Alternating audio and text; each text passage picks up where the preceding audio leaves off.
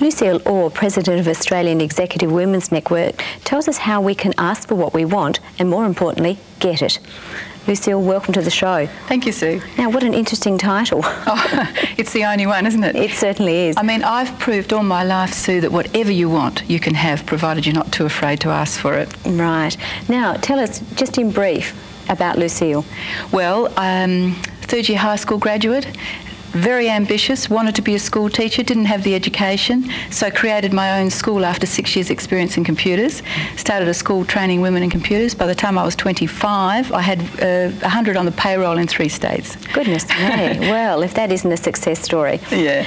And all through asking. And most recently you've published a book? Yes, well, I've actually published a couple of books. The one that we're talking about right now is How to Ask for What You Want and Get It. Anyone can have what they want once they learn. The other 2 books were the stories of the successful women that have won awards that I've been running around Australia. So the other 2 books are the Net Results series, and they're the successful stories of women here in South Australia. The first one, women that have won, that have actually won awards. People like Barbara Derham in Whyalla, a lot of people might know her, and the little lady on the front cover was only 31 when she was the CEO of a building society. So they're interesting and inspirational stories as well. The concept of my books are always based on true life stories. So if those people can do it, so can you. Now, in the books you pick some very interesting topics, and obviously chapter by chapter it sort of helps you grow and become more enthusiastic. Have you got a favourite part of the book? The most powerful section in the whole book is where I talk about how to get corporate sponsorships. But I really wrote the book to help everybody. There's a lot of unemployed people out there, particularly in country areas, that perhaps haven't thought about the fact that they had a gift as a child. So I go right back to childhood, Sue. What was it that you were born with that you loved to do? In my case, it was talking, and I got in trouble for it. So now I've decided why not get paid for it. So that's what I'm doing. Good idea. So I go back to childhood and say, what is it that you wanted to do? And we develop the idea of empowering ourselves to do that, coupled with the education that we've had, perhaps the work experience we've had. I teach people through the book on how to break glass ceilings in the work environment, how to perhaps start a new department or a new product for your company, how to actually become the boss, how to apply for a job even though they might say there's a qualification that you haven't got. If you feel you're experienced, apply for it anyway. How to turn the corporate world into a stage and you're the star. How to win in sales. How to start your own business, your own small business. And of course, more importantly, how to gain those important sponsors to support you, whether it be cars, money, computers.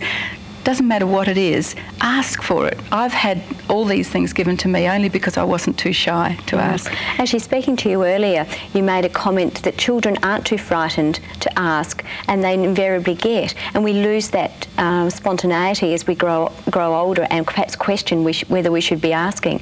And I thought that was very interesting. It's society that does that to us. We're told we're being greedy if we ask for the biggest piece, or, you know, it's not right to put yourself before somebody else. I have a belief that if a mother, for instance, is happy in her life, her children and family and husband will be too. So it's great if you want to be home with your children, it's just wonderful. But if you've got a burning desire to do something, why not start it as a hobby? And then maybe later on it may even become the family business. And I've given a lot of examples in the book where women have developed a hobby like ceramics, and it's, in the end, the whole family's benefiting from it, and they're having lovely world holidays and all sorts of things, just because mum did something to make her life a little bit more interesting as well. Now, the phone number up there, we can ring and get information on Executive Women's Network. Yes. But I think your feet aren't going to hit the ground over the next 12 months because you're going to be offering workshops. So I'm touring Australia with workshops as far north as Whitsundays and all around the Riverland and down here. I'll be coming back here from the 14th to the 18th of August, and I'm going to teach you just how to tap into those natural talents, ask for what you want, empower yourself to believe you can have it, and even visualise that you do have it before you ask. And it's amazing how magic that is and how that will turn your life around. So if you haven't got what you want today, by August you might just have it. So think about it right now and perhaps do some planning so that when we come back and we have the workshops, you'll be ready with your questions and I'll teach you how to ask them. First thing to do, perhaps get hold of a copy of your book. Yes, the book will be in the bookshops and news agencies here, and I'm I'm having wonderful feedback, Sue.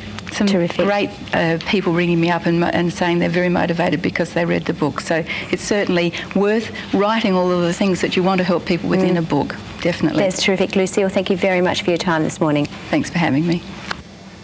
Kathy's been very busy in Port Lincoln, and coming up after the break she speaks with Lisa Rowett from Schultz and Bassam Pharmacy, and you're with Central Today.